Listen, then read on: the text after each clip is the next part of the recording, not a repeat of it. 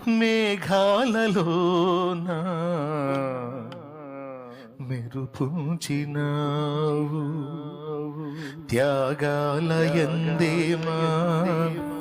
అనురాగాలుంచినావు.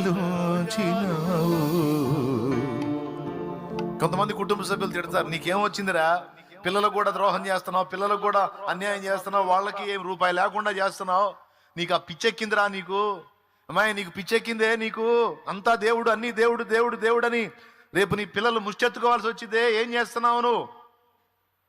పర్వాలేదమ్మా, పర్వాలేదు నాన్న, నా పిల్లలకు నా దేవుడు ఉన్నాడు, ఆయన అన్యాయస్తుడు కాడు. నా పిల్లలకు నా దేవుడు ఉన్నాడు, ఆయన అన్యాయస్తుడు కాడు, ఆయన అన్యాయస్తుడు కాడు. నా త్యాగాన్ని చూడని గుడ్డివాడా నా దేవుడు? నా త్యాగాన్ని చూస్తున్నాడు నా దేవుడు, నాకు న్యాయం తీరుస్తాడు.